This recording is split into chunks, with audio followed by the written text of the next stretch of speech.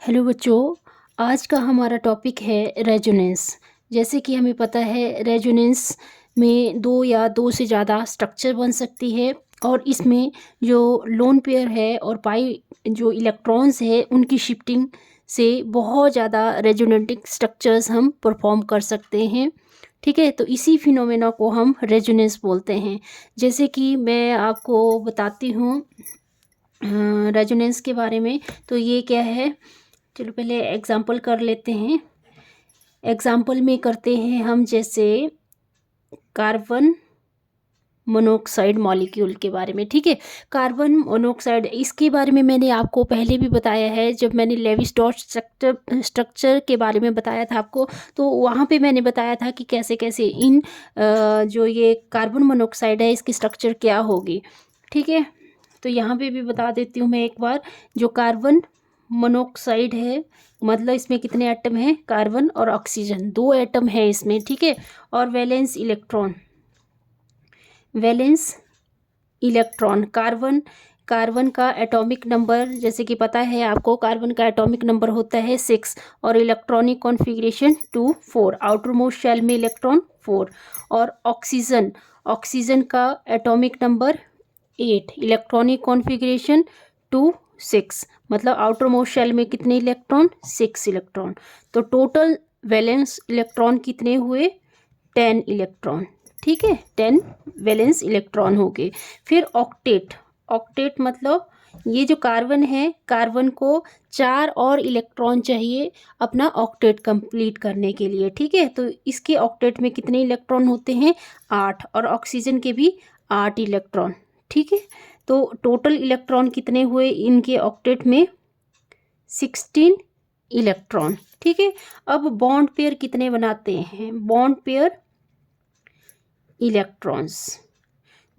Electrons मतलब 16 में से अगर हम 10 वैलेंस इलेक्ट्रॉन को सब्ट्रैक्ट करते हैं, मतलब 16 इलेक्ट्रॉन से 10 इलेक्ट्रॉन अगर सब्ट्रैक्ट होते हैं तो कितने इलेक्ट्रॉन बचते हैं, 6 इलेक्ट्रॉन। 6 इलेक्ट्रॉन का मतलब है ये कितने बॉन्ड पेयर बनाते हैं, 3 बॉन्ड पेयर। ठीक है, और लोन पेयर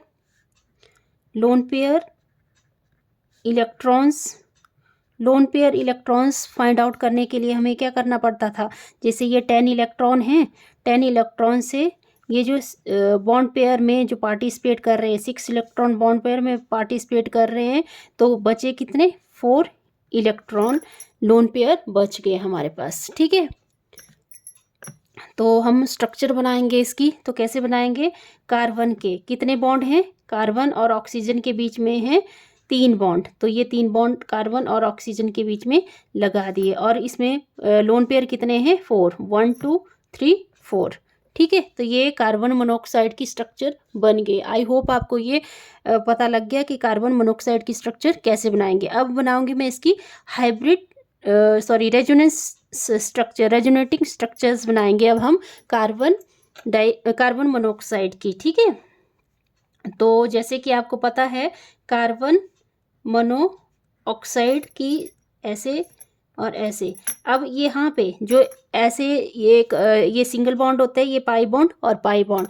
तो ये जो बॉन्ड है इसमें कितने इलेक्ट्रॉन से ये बॉन्ड बनता है, इसमें 2 इलेक्ट्रॉन यूज होते हैं तब ये बॉन्ड की फॉर्मेशन होती है। तो यहाँ से हम अगर एक इलेक्ट्रॉन यहाँ शिफ्ट करते हैं तो एक रेजोनेटिंग स्ट्रक्चर क्या बन जाएगी, यहाँ कार्बन और यहाँ डबल बॉन्ड, और यहाँ पे ये बॉन्ड है, बॉन्ड में 2 इलेक्ट्रॉन होते हैं। तो ऑक्सीजन पे कितने, पहले 2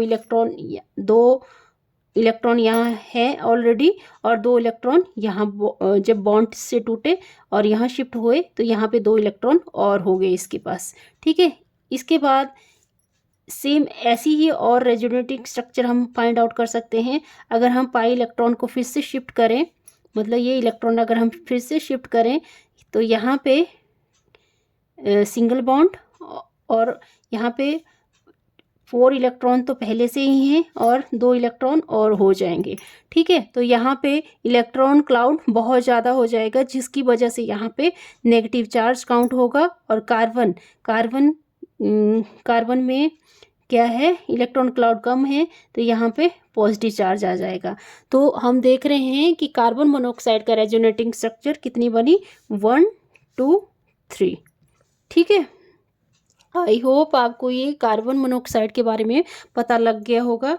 फिर नेक्स्ट मैं इसकी डेफिनेशन बता देती हूँ आपको। पहले डेफिनेशन क्या होगी इसकी, इस स्ट्रक्चर के according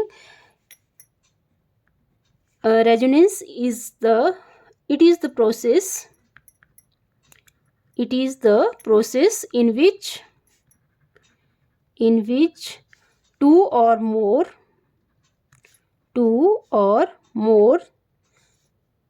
than two structure written in the form of compound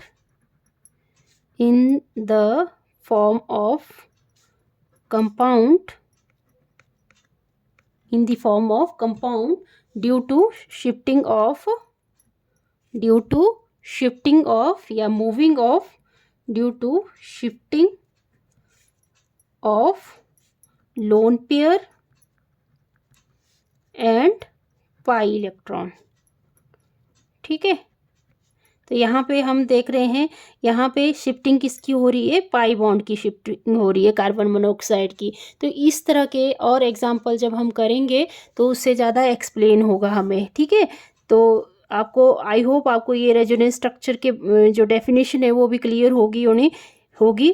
जैसे ये कार्बन मोनोऑक्साइड क्या है, एक प्रोसेस है जिसमें दो या दो से ज़्यादा स्ट्रक्चर बनते हैं जो कंपाउंड की फॉर्म में होते हैं, और इसमें क्या होता है, शिफ्टिंग होती है पाई इलेक्ट्रॉन की।